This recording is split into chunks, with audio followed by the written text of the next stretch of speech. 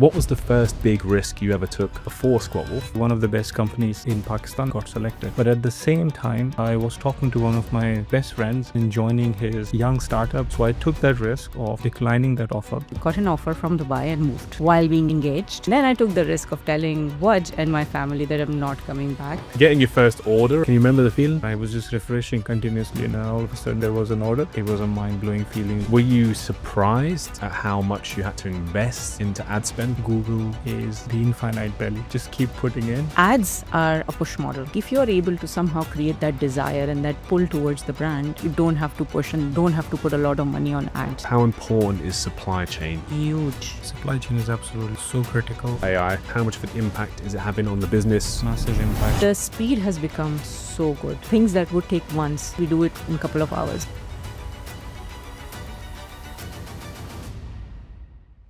Hello, I'm Kira O'Connor and welcome back to the Calculate Risks podcast. Today is episode 22 and I am joined by Wajdan and Anam, the co-founders of Squatwolf. What started as a passion project back in 2016 has now turned into a global fitness brand.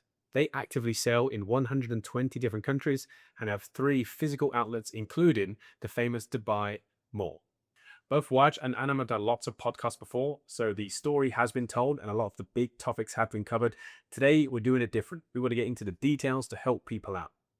I want to cover margins, countries expansion, lead products, and all the things that have gone well and equally not so well. Let's get into the conversation. Waj, Anam, thank you very much for coming on the podcast. Thank you very much for having us. I was speaking to you off camera and I've been looking forward to this for 2 reasons. This is my second double guest, but it's actually my first who are together and have grown a business over the last 10 years. So I've got loads of questions on Squatwolf, but I have to start the same way. And I'll come to you individually first. Waj, what was the first big risk you ever took before Squatwolf and how did it play out? The first big risk that I ever took, I did my MBA. Both of us did our MBA from the same university. And when you're doing your MBA, your biggest goal in life is you do your MBA and you join an FMCG or multinational company, right? And you have goals, right? There are very few in Pakistan that you can go. So I'm basically from Pakistan. So there are very few in Pakistan that you can go and join. And it's a really tough selection process because you have to do tests, psychological tests, aptitude tests, etc., to get into a management training program for one of these big companies. And I went through a process for one of the best companies in Pakistan and in Karachi, and I actually got selected for that. But at the same time, I was talking to one of my best friends in university of going in and joining his young startup that he was putting up. It was in an apartment with a broken staircase, and he was like, come in and join and we'll co-found a lot of interesting things and it will be a fun journey. And actually that is what I wanted to do rather than go for an FMCG, but it was a really, really difficult choice because I was seeing all my friends, including my then partner. She was going for that route as well. And I was like, should I go for it or should I go for this dream that I have? And why I had that dream was because when I was doing my MBA, the movie came out, The Social Network, the story of Mark Zuckerberg. And that just like really inspired me. And I was like, this is what I want to do. And this is where I want to go. And when the friend reached out, I was like, maybe that's the calling. And that's the opportunity that I have right now. And if I miss that opportunity, maybe I'll never be able to get it. So I took that risk of actually declining that offer to join a management training program for one of the biggest FMCGs. And they were surprised. I was probably the first one to ever decline after going through the process because there wasn't anything better that I could have gone for. And then I went ahead and I joined my friend. And we ended up, actually, it was a good risk and it was worth taking because we ended up creating one of the biggest tech startups out of Pakistan. And the journey that I went through shaped me of who I am today. So that is the biggest risk. And it worked out in my favor. It hasn't always. So many other risks that I've taken on in life, they haven't always worked out in my favor, but that one did. And I'm thankful for it. Great film, by the way. Yeah, and I'm going to come back on some of the early 0 to 1 stuff that you've done before. Shortly. Anam, what was the biggest risk you took before Squatwolf? So the biggest risk for me was a mix of career and personal. So as what said, when we graduated, I started working for a big FMCG multinational company. Got really good experience. Couldn't have asked for a better start of my career. But then because it was one of the top best companies in Pakistan, I was feeling like after 3-4 years, what's next? And I really wanted to gain international experience. But Waj and I were engaged and we were about to get married. And it's not typical in Pakistan for girls to leave home alone by themselves and pursue their career. It's not a common practice at all. So you get married or you move with families. But I have always been a kind of person who was doing very different things, like what a typical um, Pakistani girl would not do or their families wouldn't allow. But my parents have been super liberal and very supportive for my career. Waj, thankfully, was super supportive. So I took a chance and I got an offer from Dubai and moved while being engaged. And we decided that, okay, it's going to be a 1 year kind of thing. And then I will come back and we will get married. So everyone was really supportive around the in-laws, my parents, everyone. But then when I came here, because of course it was, it's a completely different lifestyle. The lifestyle that Dubai offers you, right? Everyone comes for a year and nobody then wants to go back. Same happened to me. And then I took the risk of telling Waj and my family that I'm not coming back, kind of putting the whole marriage situation on risk. But and of course, Waj, his career, his startups, which were very successful. So of course, and we were in a relationship at that time about 10 years already. So we knew each other from college, right after school. So and we were together for 10 years, and then we were about to get married. So when I broke the news, again, to my surprise, everyone was super supportive, and Waj also decided to liquidate his shares from his startups and move to Dubai. Of course, now we all know how it turned out. We built a business here, we built our life here. So it was a big risk, but in the end, it worked out. I've got some more questions on that to come shortly. But let's go together. I'm not speaking for you, but I imagine the biggest risk was Squatwolf, starting that. But post start and throughout the journey, what was the biggest risk you took together or as a business, and how did it play out? Doesn't have to be a good one. I think I remember one, and I don't know if it's the same for you. But when we started Squatwolf, in the first 4-5 years, till COVID and a bit of a post-COVID time as well, we were growing exponentially. Right, it's the early days, the base is really small, and every year you're growing 100% year on year. And the region was asked to take because there wasn't any local homegrown brand over here in the region. So we grew in UAE, then we immediately started growing in Saudi Arabia, Kuwait, Qatar. Then COVID happened. We just happened to have the right product at the right time, and in the right channel. That was e-commerce, because retail was completely shut down, and we had a product on e-commerce, and we were probably the best after probably at that time Amazon, Souk, Namshi. We were the best individual independent brand that was operating on an e-commerce platform with the most very sophisticated infrastructure. So we grew exponentially through COVID as well. And by the end of COVID, we had customers wearing Squatwolf in 100 plus countries around the world. So that was a completely mental time for us. And of course, when you're going through so much growth, you feel like you're invincible, and you feel like you can take any call and everything will be all right, because it has all worked out for the last 5 years, and it's going to work out now as well. And then in that naivety, we went ahead and we hired some really big names, because that was sort of a validation that we were seeking. Like, the validation was like, we're going against the big brands out there in the world, right? And what if we bring in the people from the big brands, come and work for the two young kids that came out of Pakistan, didn't know anything about this industry, and actually created something. So we went ahead and we found a few people that were coming in from big groups over here, worked at GM, director levels, were coming in from big brands out there, and we hired them because we thought they knew better than us. We thought they'll be able to unlock the next phase of growth. And that's one of the big risks that we took. And like I was saying in the earlier part, this risk didn't work out for us. Because, when people come in, and all respect to them, I'm sure they've done amazing things in life. That's why they are where they are. But they just didn't know how to work in a young brand. They just didn't know what culture we have built. They just didn't know our strengths. What usually people who have been there, done that. That's what we say in the startup industry. Like, we want to bring in people who have been there, done that, right? And you bring in those people. What they do is they have a formula, and they try to apply that formula of what made them successful in those big companies. They apply it to a young company, and it doesn't work. 99% of the time it doesn't work, because the young companies don't have the resources, don't have the investment, don't have the cash, don't have the culture, don't have the people, don't have the processes to be able to operate at the level that the companies they worked at operated. Yeah, those hires didn't work out for us, and it basically, if I reflect back now, some of them actually took us few years back, and yeah, wasted a lot of money, and yeah, in some cases we're still paying for it. That's huge, very Yeah. expensive and time costly. And it's something that I see in my world all the time. It's obvious to think that the person that could come in is somebody from a rival brand who's been there, done that, and scaled.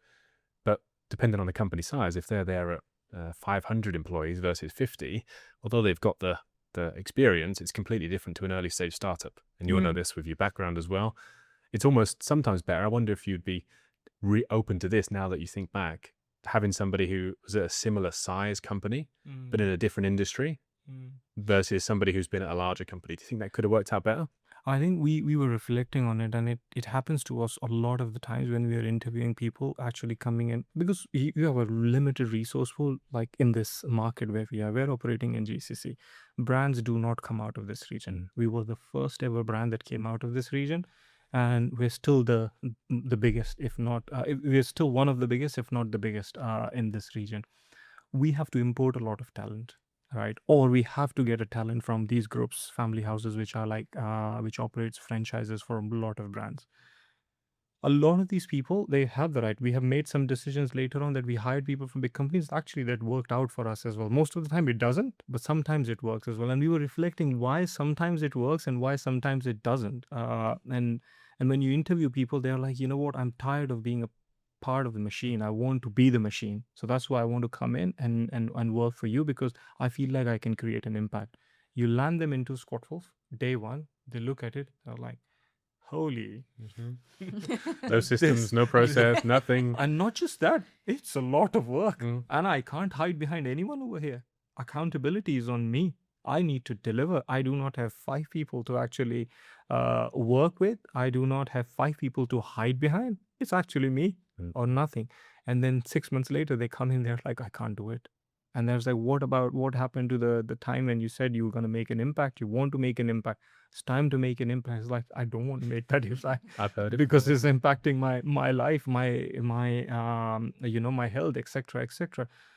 So I think that's and what you need to see in people, and this is what we were talking. What you need to see in people, like, is it just them sitting in an interview and saying that they want to make an impact, or actually they have created an impact? So best way to hire people who actually from big companies who you can bring in, have they gone through the same growth process, or they've just come in and been at that company at the top?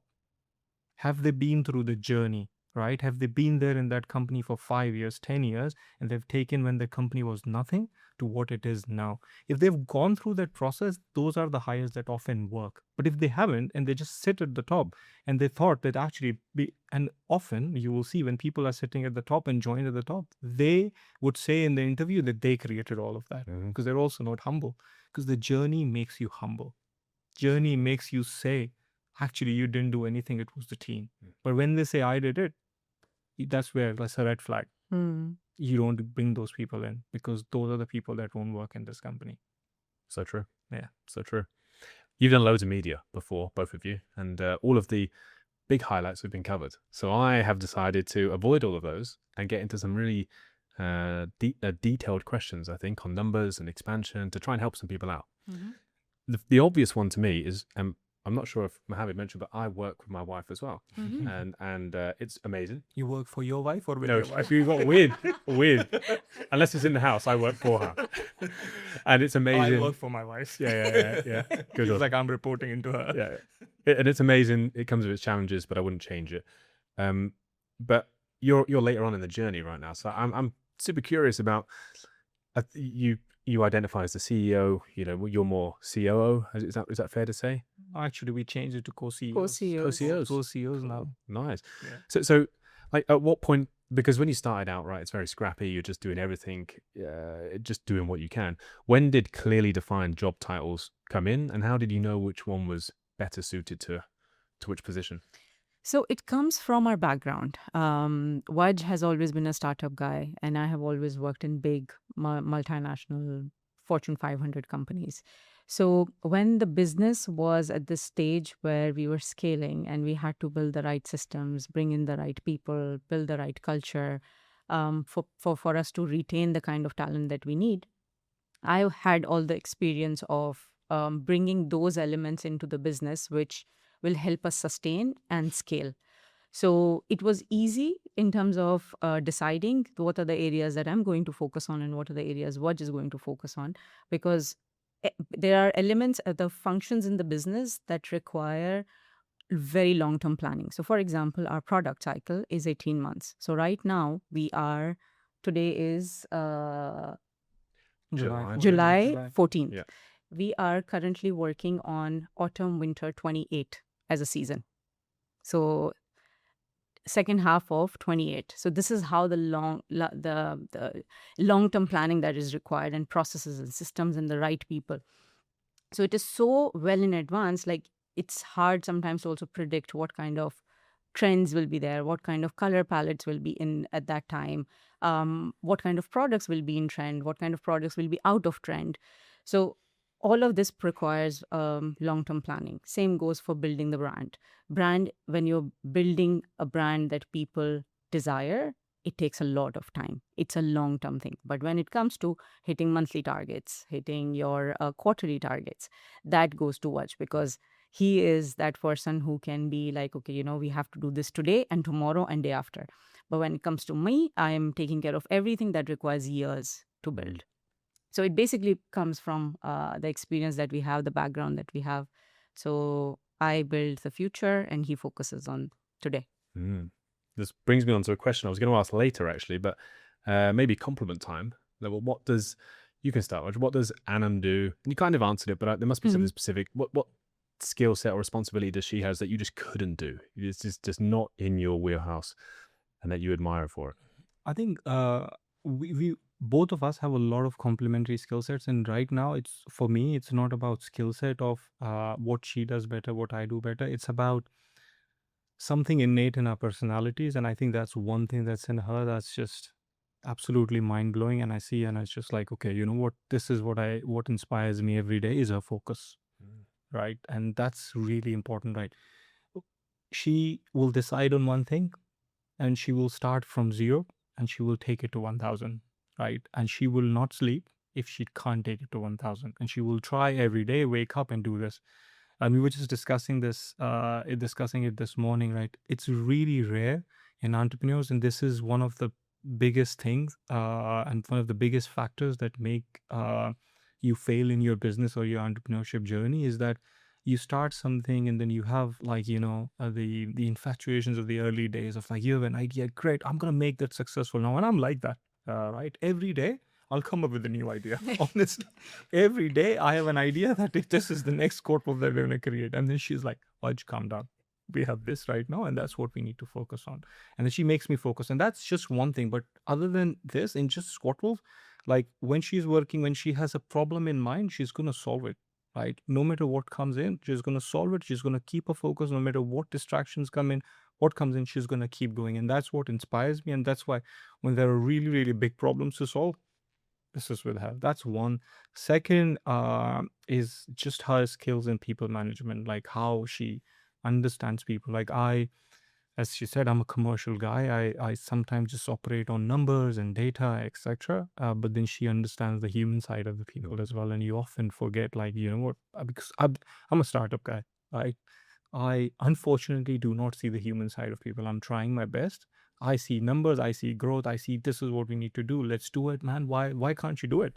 Like, yes, you're tired, yes, but just let's do it. This is what needs to be done right now. She's like, these are humans that we're talking to, right? And you need to deal with them emotionally and also from a data perspective. And that's where she's really strong, and she guides me every day on that area as well. And that's why people management lives with her. It's really challenging. People surprise me every day.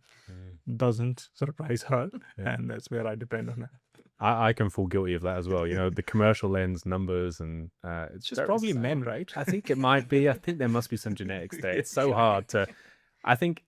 I don't know if I've met anyone. Maybe I have, just off the top of my head, who is incredibly commercially focused, like, you know, numbers driven and a high performer, but also, you know, 100% aware and people focused as well. I think there's, you know, two compliments there. It's obviously why you work well together. Yeah. But return the compliment. Is there anything that you Waj does that you just couldn't do and you really admire him for it? I mean, this guy, he is a machine. He works non-stop. The work ethic, no matter what is happening, no matter he hasn't taken a break for 6 months, 8 months, he can go with full speed every single day, which is for me, because I'm a woman, my body operates differently. I cannot run as fast as him.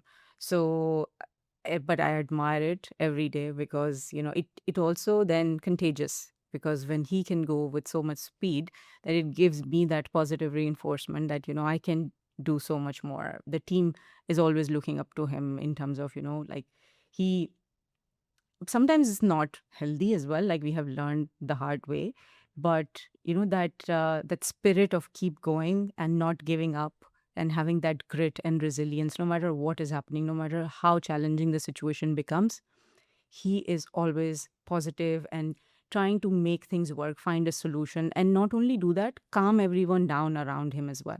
Like, he says one thing and I'm calm. When this regional conflict started, it was tough, right, for all of us.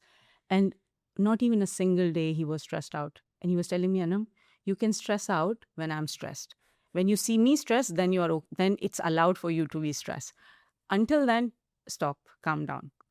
And it helped so much to navigate through this tough period, because I was feeling like the world is falling apart, and, you know, I don't know what will happen in a couple of months, but it really does help when there is one person around you who is future focused, who's positive, who's that pillar of strength around you. So it helps a lot.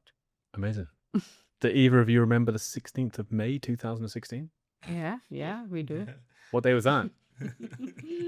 It was a day us sitting on the couch, taking the product pages live one by one, making the website ready for us to start trading. Exactly. Yeah. Exactly. It was a really, really interesting day. I mean, like, we didn't think we would come this far, and this is where we'll be where we are today, because it was just a passion project for us. We got married a year before that. Almost. Yes, Yeah. almost a year before that. Yeah, a year and 2 months. Actually, March. I remember our anniversary. So, it was Japan. it was March of 2015, 2015. Sorry, Yeah. March 2015 that we got married, and then we were like successful. Both of us were successful in our careers, but it was just something that was missing. Right? It's like we need to do more. So yeah, we started Squatwolf and went live on May 2016, and it was we were really nervous as well of what would happen, because we just put all our savings into Squatwolf. Like, would somebody believe in us and actually order from us? And then fortunately we got our first order The next day. the next day, 800 dirhams? Yes, it was around 800. Tell me can you remember that feeling? That must be getting your first customer is just amazing. I remember getting my first one. It like blew my mind.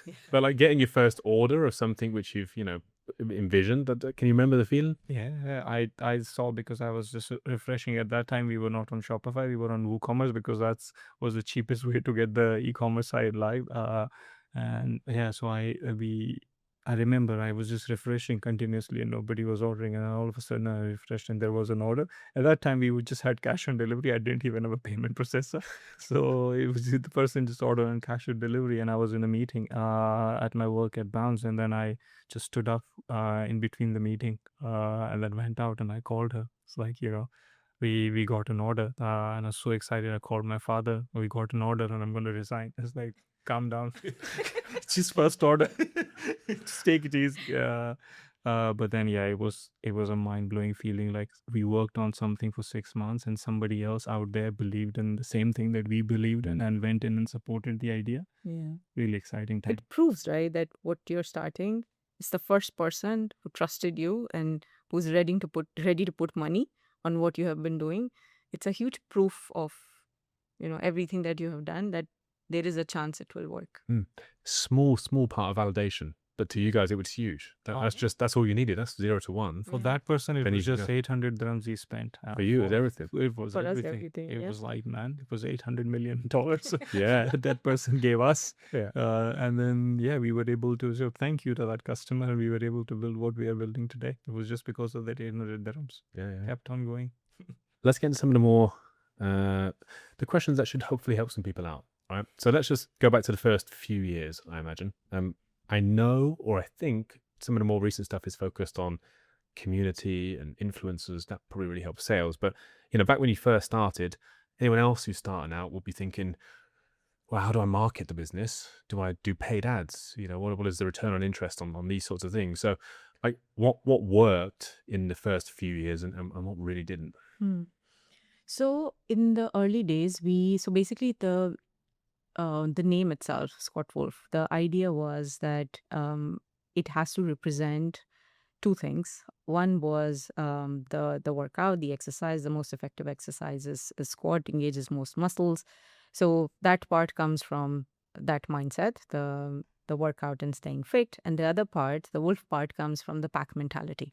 And we always thought, when we were doing our research, we identified this gap that every kind of activity, sport, cycling, for example, swimming, there are usually clubs or people come together and there is a community element. But when it comes to gym goers, there is no community element. There is no hybrid workouts. They came out recently. Run clubs, they came out recently. Back in the day in 2016, there was nothing that was happening that was more community led. So pack was our mindset, and wolf is a pack animal. So that's how we built the brand. Those were the first few values we always focused on. And when it comes to pack, what we did when we started thinking about the marketing and how are we going to get the brand in front of the people who are our target audience, so first thing we thought of was the personal trainers, because those are the people who are, first of all, nobody's talking to them. They are bringing the biggest impact in people's lives on a daily basis. They are like, you can call them like the unsung heroes who are building, who are doing so much, who are making such a big impact, but nobody's talking to them. Nobody's giving them any limelight. So we took that approach. We were like, okay, we will work with our friends. We started with our friends, PTs, the gyms we used to go to. And we were like, we don't have a lot of money to pay you right now, but we will offer you product. Would you be willing to work with us? We will shoot content with you. We will build the website with you. We will run ads with your pictures and stuff. They all agreed. They all were like, okay, this is amazing. This is the first brand that's starting from this region. Very unique story. We would love to do that. And usually these personal trainers, they are really good in shape. And they aspire to be influencers, but they are on the journey or they're just starting out. So when we started working with them, they became almost like celebrities because we were putting a lot of money on those ads. We were putting them on our social media. We were putting them on our website. So people, local, like average Joe would go on the website and be like, oh, I've seen this guy. He's a trainer in my gym. So that created that relevance and connection with the brand as well as with those people. And this is how it all grew. So we had such a serious connection with those people who are on ground making your life better every day, but they are also representing Squatwolf. So that connection actually helped us go from 0 to where we are today. And it still is today a big part of our marketing strategy. Good idea. So bottom-up approach, approach the people who are literally in the faces of the ideal customers and then brand them, essentially give out some product and work with them. Yeah. I like that. The micro-influencers, when micro-influencers didn't exist, this is what we did. Just went down to people who were actually making an impact on the ground and worked with them, and it worked out. And they grew, by the way. They grew with the brand because then they got so much of visibility, followers. So as the brand grew, they also grew. Back to the paid ads part. I'm very, very fortunate, I guess, that my business is a service-based business. I've only done services for 10 years now. I've never done a paid ad. I don't really know how they work. All I do know is that they're costly. Yeah. Like from a commercial point of view, were you surprised, I guess might be a good word, at any point throughout the journey at how much you had to invest into ad spend to get a return? It still surprises me to this Really? day. I mean, like, look, paid ads and the belly of Meta, Google is the infinite belly. Just keep putting in, and probably some way occasionally something comes out of it, right? And you need to be a master of what you need to put in and what's the recipe that you put in that you can get some results out of it. Yes, paid ads are expensive, but there isn't, for a layman out there, there isn't a technique that I can say over here in the podcast that do it like this and it will work out. It really differs based on the industry that you are in, based on the product you are selling, based on the price of the product you are selling, etc., etc. The fundamentals are really, really important in paid ads. The number one fundamental is that your product can't be just a really low price product, like a $5 product or a $10 product, because it becomes really difficult to make any money on the first order, right? Then you just have to think about lifetime value of a customer. You just sell yourself a dream that I'll acquire a customer who pays me $10 today, but I paid $40 for it. But I hope that this customer will buy over the next five times for me for free, and then I'll make first $10 in the next 5 months or 5 years, whatever your repeat duration is of that customer. So I think your price of the product needs to be at the right price. Then your margins need to be really, really strong as well. So you cannot sell a product for a $10 or let's say for $100 and it costs you $90 to make that product. You're not going to make any money, because imagine you get a customer placing an order and you paid $50 to acquire that customer. You acquired for $100 and actually you just made $90. So actually you made a $40 loss. So do not look at just revenue, what revenue you're making. You need to look at what margin you're making after paying for the cost of the goods that actually you sold, right? So cost of the product. So you need to have at least like a 5x margin for you to have any chance of being successful. What I mean by 5x is if you're selling a product for $100, you should be making it around $20, right? If you're making it above $20, it's really difficult to make any money, because we have two terms that we use, is cost to market and cost to serve the customer. Cost to market is like, what do you need to do to market that customer? What are you paying to Meta, Google, Snap, TikTok, etc.? And then cost to serve is what it takes for you to deliver that product to the customer as well, right? So you need to have at least 80% margin or a 5x, what we call in the industry, for you to make any money on that product. So that's the second thing. And then once you have actually worked on the unit economics of obviously how to get things up the ground, then you need to have a really good ad strategy, right? You can just invest as much as you can, but before you go and just start running ads, do experimentation, learn as much as possible. There are absolutely amazing podcasts out there that you can learn from. One that I still listen to this day is by an agency called Common Thread Collective. It's based out of the US, Austin. Guys are absolutely amazing. They explain you the science of running the ad. Learn, and then have a really good website, and then start experimenting with $10, $50, $100, and see what customer, when they come on your website, when they land, what are they doing? What's the journey that they're going through?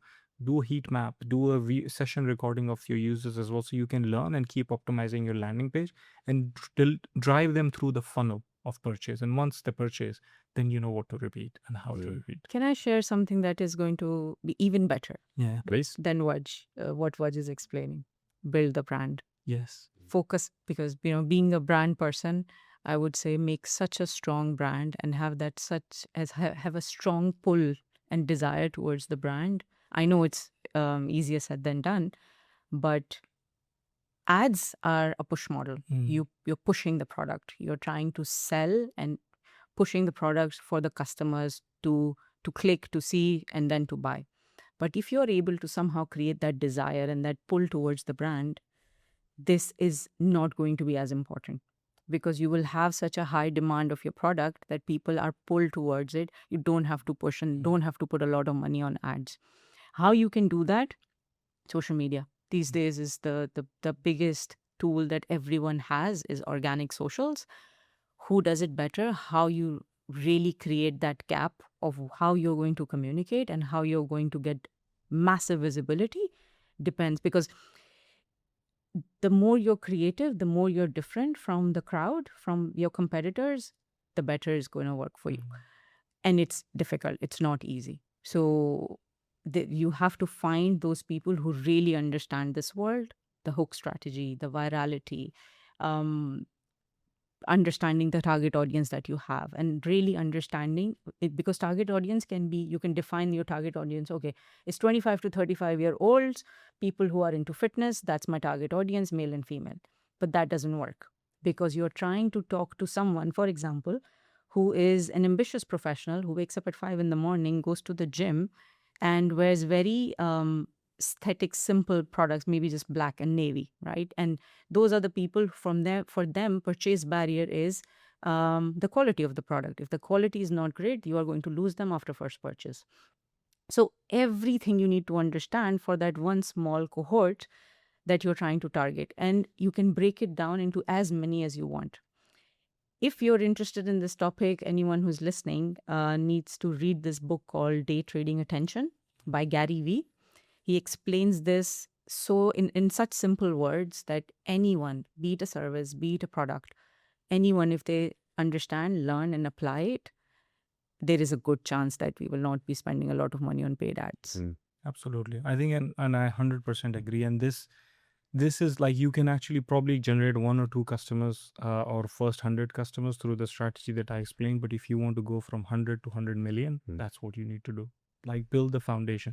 This is the first thing what she explained. And then once you have this set up as a foundation, then you can do Meta Ads, Snap. These are just channels to amplify. These are not the channels that will make you successful. These are just channels to amplify your message. But what is the message? Comes from this. Once that message is clear, the brand is clear, then you can use Meta. You can use yourself. Just stand on the roundabout and shout about your brand, and people will come and buy because you have the brand. I like that. I've got some questions on brand coming up, because it's very important. We're all building our personal brand at some stage. But you mentioned something, 5x margin. You mentioned something, quality of product, which both leads me to something which, for all the podcasts I watch, I don't really see this getting much attention, but it's a very important topic for both of those, is supply chain. Yeah. Supply chain sounds quite scary, right? There's lots of moving parts, there's negotiations, and most people may not have had any experience in any of that. I'm sure there's loads of talking points, but, commercially, and from a people perspective, how important is supply chain to a business of your size? So Huge. And thank God, like I will talk a little bit about, let me brag about our supply chain, and then we'll break it down. And this is where, by the way, linking it to what Anam is going to then talk about, this is where the experiment or the risk of actually trusting a big name Worked out in our favor. So it works as well. So it worked out in our favor. So we were very young. So right after COVID, we started setting up our sourcing office in Hong Kong. And during COVID, of course, there is a huge supply chain disruption. Right after that as well, there was the River Nile blockade as well. And then recently, in the regional conflict as well, there have been so many times that, the logistics overall, the supply chain broke down completely for so many businesses, but we somehow managed through. We were nimble enough. Our supply chain was suited to the size of the business we were, the factories, the kind of plan that we were following, because we have a seasonal approach. When the recent conflict started, we already had our current season with us. But when, of course, because you're selling during the season and the products are running out really fast, and then right now is the time when we are starting the new season. We launched our first drop for the current season. And again, we were able to bring our products. Of course, they costed us much more, but we are set up in a way that we are able to bring products, and our competitors are suffering. So all our partners, all our B2B partners, our own stores, our e-commerce, our franchise partners, everyone has the latest drop. The campaign is going as planned, as we usually plan around 8 months to 10 months in advance. What we planned 10 months ago, we are executing right now, and it's going smoothly. Of course, it's costing us much more than what we planned for, but it's working out, which we are able to supply to the demand that's out there in the market, versus our competitors are not in that position. So absolutely, supply chain is so crucial, and we have our supply chain office in Hong Kong. We actually just onboarded yesterday our head of sourcing, and we have had a very senior person, senior sourcing consultant who has been based there, and we have been relying on her network. She's coming from big names out there, likes of Puma, likes of Ling Feng, like big names. So though that this person and the expertise that they brought into the business really helped the business have that sustainable base to build on top of. Yeah, supply chain is absolutely, so critical.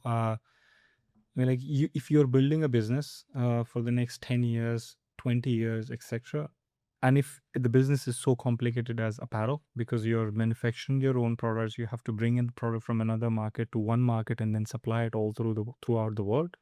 The most important thing you need to do to deliver an experience to the customer and a promise that your brand is creating is through a supply chain. And that's we've been lucky to have that right experience for our customers, and we've been able to come where we are today. And then also the innovation side, right? So for us, we are a young brand, but the kind of innovation we bring through our products, like the technologies that we are working on, it's not easy for a size of business we are to go after those kind of ambitions.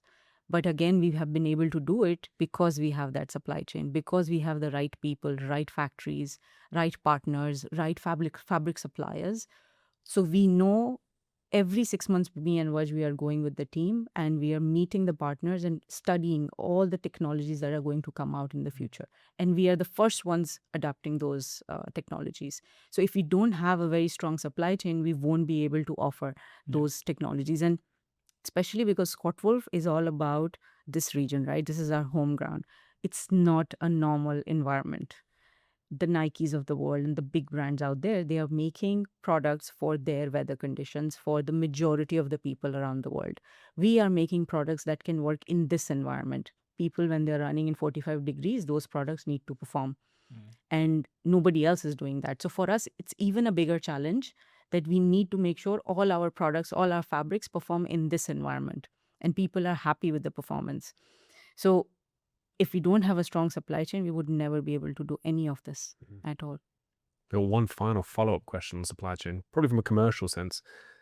How often would you said you would go to visit them every 6 months? In the 10 years you've had the business, how often would you change suppliers, review suppliers? Is that a yearly thing that is, set in stone, or is it just done by feel? No, I think it's not something that you should review every 6 months, every 1 year. It's with supply chain, you need to build long-term relationships. That's the number one key, and that's what we have done right from the start. You don't change suppliers because it's been 1 year and now it's time to change. Actually, the other way around, you should try to build as long of relationships as possible to be able to get the access to the products or technologies like Anam talked about before anyone else, for your suppliers to trust you, because you have to think they have a business to run on their side as well. They want those relationships to exist for a long time, and they love to work with brands that have a sustainable business model. They love to work with a brand that are consistent with their messaging. They love to work with their brand that has a plan, right? That won't come to them and tell them, now do this for me or do that for me.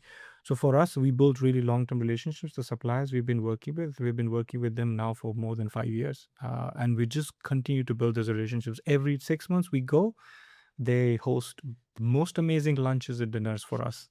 We take gifts for them. They bring gifts for us. It's because that's the relationship we're building. And then you also need to understand the culture. So like we majority of our production is from China. Chinese people, they are very to the point. They want things, but they love relationships. They love to connect with people. They love to support brands who are connecting with them on a deeper level as well. And that's what we try to do. We actually go ahead, like we're going next week. We're preparing a presentation. We're going to go to them and to our suppliers. I'm going to present, and both of us, we present where is this brand going in the next 6 months? What we promised you last 6 months ago, what are we? So we treat them literally as our team members, As as a our key leaders, stakeholder. key stakeholder. We tell them what happened last 6 months, what problems, challenges, successes we went through, what are the plans for the next 6 months and the next 2 years. And this is where we're going to go together. Are you in it with us? And then they are in it with you in through thick and thin. And then when you're, God forbid, delaying a payment, they understand because they know, you know what, I know Wajdan. They came to me. We had dinner together. We had fun together. We had jokes together. I can trust him. And that's what you need to do. So build as long of relationships as possible. Do not work with anyone that you don't see working long term.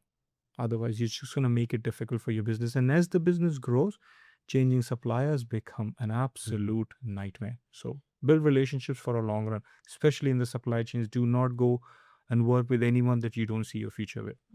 And then we add new suppliers to the mix, of course, but with a very specific need. So for example, because of our product cycle is so long, there are needs that are in the season and we need to quickly respond. So there is a big tender coming from a government organization, for example. We cannot break our supply chain because those factories cannot be interrupted of what they are busy doing. So then we add into the mix a quick strike team that is going to work with those factories who are going to maintain the same level of quality, use the same fabrics, build the same product, but on a quicker timeline. So with the very specific need, we are adding suppliers, but it's not very frequent at all. You also mentioned just then that you are building for the region, which is quite cool. And I imagine where this come from, Act Dry, which is patented and it's dries 3 times faster, which is needed right now. I go out on my bike every Saturday and Sunday and I go early. I leave at 6 a.m. I get back at 8 a.m. and I am dripping and it's still early in the morning, 35, 40 degrees. And I think you also mentioned, and probably true, that the other brands, the big brands, you know, they're not building these products because they're just not from the region. I don't know how much you've discussed this before publicly, but where did it come from and how much of an impact has it had on the business introducing this patented Act Dry? So for us, it was always the need and for the business to have that authenticity because we are from the region. So if we want our customer, our target audience to feel that this is the brand for me and it really works, we had to have the product that is really differentiated from the rest of the crowd. And when we started back in 2016, there were so many people, whenever we presented our products and the idea, their question was always, why would people buy from you guys when there are Nikes and Addies of the world? So this is our differentiation point because we are catering this region first. This is our home ground. If these people are not happy, if this region is not happy with the brand, we cannot take it to the next level. We cannot take it out in the world. So for this to happen, we really had to have product that will actually work. So when you're wearing our Act Dry, and there's so many people who have come back and told us that, you know, I was wearing Act Dry t-shirt and I was playing paddle in this heat and my other friends were not, and I was the driest person. And we were actually discussing this, that look at me, like I feel really comfortable. I am super dry. But then other people, their t-shirts were like dripping in sweat. So it's visually as well as you can feel it that this product is superior. So what better way of claiming that we are a homegrown brand and we are authentic to this region than actually proving it through your products? So that's basically the idea behind it. The next one actually that's coming and we are really proud of. It's going to come out next month in August. It's Act Cool, the second technology. It works by regulating your body temperature. So when you are in Act Cool product and they are functional layers, so they are close to body products, so you can use them as layers as well as standalone as products. And you run in it or you work out in it in this heat, your body will be better regulated versus if you're wearing something else. So really excited for that launch. Wow. Yep. And that's publicly known? Everyone knows it's coming out in August, or is that? I know this is the first time. Wow, exclusive. Amazing. I've got a really interesting one now about D2C, direct to consumer, which was most of the business, I imagine. Now you've opened up in physical stores. I walk past Dubai Mall every weekend because there's nothing else to do. I go to Dubai Mall every weekend with my wife and we literally walk around the same shops. I want to go into detail about this one, you know, because I imagine there might have been some pull between you two. Commercially, I imagine margins are a little bit lower, loosely speaking, Where on? in physical stores, perhaps. We'll come on to that now. And then, from a brand perspective, you can't disagree that it's amazing to be in Dubai Mall. I mean, what was the decision to go into physical outlets? And then to go on further after is like, how do you account for cost? Because obviously the margin will completely change when you've got overheads, you've got staff in there versus direct to consumer. So how did it start? Maybe you can ask them, and then we'll come to you to see. Let's go into details about numbers. Sure. So it's a very organic growth story, actually, how we got into retail. So as we started with e-commerce as our first channel, COVID turned out to be amazing. When we came out of COVID, people started reaching out to us, and I'm talking about the multi-brand retailers like Go Sports, ACOs of the world, Namshis of the world. Those are the people who started noticing that Squatwolf is everywhere. What is this brand? They started reaching out, and they wanted to have product available in their stores. So those were the people who started believing in us and started seeing us right after COVID. And we started our new channel, which was wholesale B2B. So we started stocking in those stores, and the product was getting very good reception, and the sell-through was really good. The first multi-brand retail store that invested in Squatwolf was Go Sports, and they bought for the season, and they ran out of the stock, I think, in a couple of months. So it was really good. Like, we were like, okay, this is a new channel, huge opportunity. Let's double down on it.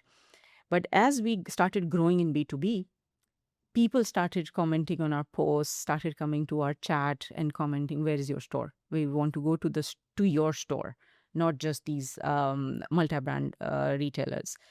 So we in the beginning, we were like, okay, people are asking, but, we might not, we'll think about it. It was not in our radar as a very serious strategic pillar. But then it kept growing. People kept asking and kept becoming a bigger thought. And then in 2023, we were like, okay, let's take it seriously. And then we started gearing up for our Series A funding. And that was targeted towards, okay, we enter retail, but we secure funding first. And of course, because going into retail is really cash heavy and big investment is required. And then after securing our Series A in 23, then we started opening our retail stores from 2024. And first one was Dubai Mall. And it was just, kind of one unreasonable thing that we both were just adamant that we have to open our first store in Dubai Mall, no matter what happens. Has to be. It was a very long wait, and thankfully it worked out in the end, but that's how basically it started. It was a customer demand. Basically, it wasn't like our wish of going into retail just for our ego boost. There was a big demand. And this is what we are seeing. As soon as we open our new retail store, the numbers are crazy. It's just so good because we already have the community. We are already available through our B2B partners. And then we open our mono store. It is bound to be successful. It is just, every store breaks records, alhamdulillah. So, that's how we got into it. Exactly. And just to continue to what Anam said, it's a blueprint, right? And we follow that blueprint. It's really easy, again, as founders, like, you start something in this region, actually. And before I go into the details of the blueprint, this region, you have to also think about where are you operating, what's your market, and what works in that market. You can't just follow our blueprint anywhere you are in the world.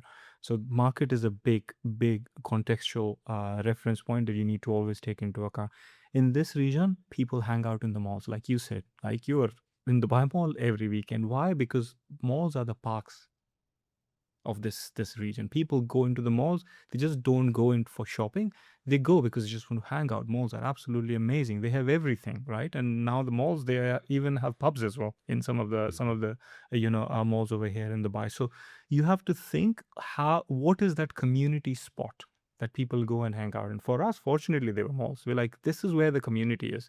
On the weekends, in the evenings, they're just going into the malls because malls offer them everything, right, for the entire family. So that's one of the things. If in your country, if in your region, if in your city, mall's not that spot, maybe it's the high street, right? Maybe it's the street corner. Maybe it's somewhere outside the park, right, where people are just like hanging around. Find that point. That's really important. So then now coming on to the blueprint, our blueprint is, as Anam said, you go in e-com, which is low capex, low investment. You try something, you build your community, do events, like have a really good community around it. Once you have that community and you have that awareness, you go with a multi-brand sports retailer, because that's not your investment into the store. You work it out with them and see, okay, which markets, which malls actually you're getting the biggest sell through, and which product is actually selling. Because what we've also realized, product that sells on e-commerce is completely different to the product that sells in like physical world, right? They're two different pieces, and actually you are able to sell more expensive products in retail than on e-commerce. Why? Because customers can touch and feel and try and experience the product, and they're like, okay, now I know why I'm paying 500 dirhams for this. Because in e-commerce, you're just in a 2D world. No matter how great of the PDPs you can create, customers still would not understand, cannot try the product. So yeah, it's really, really important that obviously you create that experience for customers to feel the product. So we saw that in the multi-brand retail stores. We saw the success. We saw, okay, Dubai Mall, Mall of the Emirates, Dubai Hills, Yas Mall, Gallery are performing really well. This is where Squatwolf needs to be as well. And then we actually then sequence. And then with retail, another really important thing, what Anam touched upon, is sequencing. So important, right? We had offers from every mall in the region, except from Dubai Mall, right? We were like, we want to open with Dubai Mall. Why? Because we were not running after revenue with retails. We were actually running after positioning with retail. Like, we are just not an Instagram brand anymore. We are in the real world. And guess what? We're in Dubai Mall, the best and the most visited place in the world. We're in there. 120 million people visit Dubai Mall every year. It's the most visited place in the world. 99% of the tourists that come into Dubai visit Dubai Mall. So you can get the word, not just the city or the region. So like, okay, this is really important. And actually, when we opened in Dubai Mall, every mall was like, we need you guys, because there was just almost a sign of validation. Going on to quickly onto the unit economics. Before you go into the unit economics of the retail, you need to go into the unit economics of your business. Again, what is the price of your product? What is the margin you are making? That is going to be fundamental no matter you're in retail, e-commerce, or wholesale. If you do not have the margins to offer, you cannot be successful in any channel. Again, take a formula, whatever your RRP is, your retail price is divided by 5, and that should be your cost of product. That is what it should be. If it's more than that, you need to first improve your supply chain, then actually go and think about even growing on e-commerce, by the way, now. So that's number one. The second thing is, you need to then take into account that whatever your projections for that store is, it needs to be somewhere between 15 to 20% of your revenue, right? So the rent of the store should not be more than 15 to 20% of the revenue. You can justify that. You can justify higher than 15, higher than 20, only if it's something like Dubai Mall. Right? That's where you can justify why I'm paying, because it's a positioning statement for me, etc., etc. So somewhere, and actually most successful brands operate between 10 to 15% of the revenue. That should be your rent, and then 10 to 15% should be your 10%, or below 10% should be your staff cost for that as well. And actually, because we worked on our supply chain, we worked on our products, we worked on our RRPs, we worked on margins, retail is actually the most profitable channel. It's more profitable than e-commerce for Squatwolf. In e-commerce, everybody thinks it's like the easiest, it's the lowest hanging fruit, it's going to make you the most money because you don't pay rent. But man, the new rent is what you pay to Meta. The new rent is what you pay to Google. That's the rent now, because that's actually more expensive than what you pay to the rent in Dubai Mall, what you pay as a percentage to any mall out there. So yeah, if you have the unit economics sorted, you will be successful in any channel. So true about the rent to Google. Yeah. This is one of those conversations where I feel like I've got another hour of questions, that obviously we only have an hour. I'm going to do some quick fire questions. They will apply to both of you, or maybe just one, so you can choose. But we're going to go for like the relatively quick answers, because I got a lot. Okay. So was there a decision that either of you got right, but you initially fought against it? So there was a time when we had an offer for a buyout for Squatwolf. And Waj was thinking, maybe we can give it a shot. I was like, nope, not happening. And at the time, I thought, we shouldn't go for it. And it's not the we haven't actualized the dream that we had. And Waj was 50-50, but in the end, it turned out to be great, right? Yes. But at the time, it felt like, oh shit, we are saying no. Yeah. And it's a good offer. And it turned out good. Of Yes, course. but it turned out good. Anything vice versa? No, I think that is the one that That's the big comes to. That was the big one. That was a life-changing decision. I think if we would have made the decision, we would have regretted for the rest of our life. So I agree. Good. She made the right decision for both of us. What's a metric that you're proud of that you just don't get to talk about? I'll be returns or repeat customers. I don't know. Which one are you most proud of that just no one knows? I think we talk about her return rate is really good. It's really healthy. But I think the one we should be so proud of and celebrate every day is the margin. Yeah, exactly. That's what I was going to. Yeah, margins, because this is what gives us the confidence that we will be successful now and we'll be successful in future as well. That margins on our product is strong. That we can actually command a price that we want to command, and we can make money when we sell. Right. And that is the most important thing for any young business. Are you making money on every order? If you are not, why are you even doing it? And we were in the early days, we were not that strong, but we learned through the process. And now we know what's the most important thing when it comes to retail is the margin. But just to add, and I'd really emphasize on that as well, is the return. Usually, when you're selling apparel and you're selling apparel online, your return rate is above 20-30%. Ours is below 10%. And we're really, really proud of it. Good. Goes back to supply chain. Yeah. Exactly. Credit. Bit of an interesting one. Because you've been in the media quite a lot. You've done lots of talks. I'm sure you get lots of compliments. Is there a compliment that annoys you about the brand, which is just not really a compliment? You get compared to Gymshark a lot. I don't like it. I thought you would. I wrote that down and I thought, you know what, And the name is compared. And when we were coming up with the name, we never even thought about Gymshark. Like, it was not in our radar at all. It's a pure coincidence that it's like it's compared. And when we saw the first comparison, there was a guy in the UK who actually made a video of the comparison of the two names, and it went viral. And I was like, oh my God. But we never thought about it. And it's just so annoying that, yeah, I mean, if we had done it, it would be like, okay, fine. Because we did it, it's okay if people are mocking us on that. But we didn't. Yeah. So that's why it becomes really annoying. That does it get asked a lot? No, it's not asked. It's basically just, we hear it indirectly. Of course, people wouldn't come to us and talk about it directly, but indirectly we see it, and it's just annoying. Yeah, it's often off the record conversation. Yeah. Yeah. You were the 0 to 1 guy before, and now the company is not 0 to 1 anymore. You are a scale up. You are 130, 50 employees. Yeah.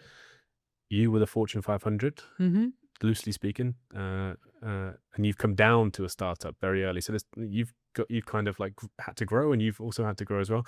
Like, what was the hardest thing for you, being the 0 to 1 person, being in the small companies, now to be in the co-CEO of 130 plus company? What's the hardest thing that you've had to change about yourself or grow? It's the hardest thing has been to trust others, because when you're 0 to 1, it's you just you're there. It's you, you're in it.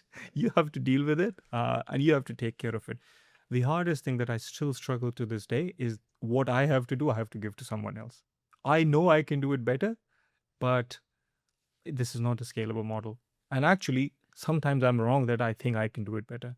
There's someone else who can do it better than me. That has been the hardest thing, and still I struggle to this day, because all I've done all my life is 0 to 1. And in 0 to 1, it's you and no one else. And so you just learn to trust yourself, depend on yourself, be there for yourself, fight with yourself, have an internal argument with yourself, and deal with everything yourself. And then now when you're going from 1 to 100, you have to just trust everyone else. I feel you on that one. That is the most difficult thing, and I still struggle to this day. Yeah. And what about you, coming from the opposite end? For me, it's the chaos of the startup world. Oh my God. Madness. Like, I'm kind of person who is, like, as what said, right? The focus, the not like trying to deal with 10 different things at the same time, but really going deep into one, like really solving it for good. That's impossible. Like, you have to have your head around, like, literally sometimes I feel like I am in 3 topics at the same time in the same minute. And now, of course, I have adjusted and learned along the way, but it was tough. It was so tough. And I used to get so annoyed because I really need to focus and solve one thing at a time. That's who I am as a person. That's what's my training as well. But here, impossible. Cannot. Like Becomes a three bit people. addictive, isn't it? But no, You it's still don't just like it? I'm sure you still love it. so difficult. I love chaos. Yeah. It's like 4 people waiting outside my office at any given point in time. And it's crazy. Yeah. Yeah. What sells better than it should? Is there a certain product line that you were surprised about that did way better than expected? Yeah, I mean, like it's actually current season. So we are actually releasing a collection this season in the next couple of months. So it's exclusive to you. It's what we call Off Duty. So Off Duty is a collection where we think duty is you going to the gym and keeping yourself fit, right? That's duty, right? Of any athlete, that's what you do. So we're releasing a collection called Off Duty. So what if we are not in the gym? What are you wearing, right?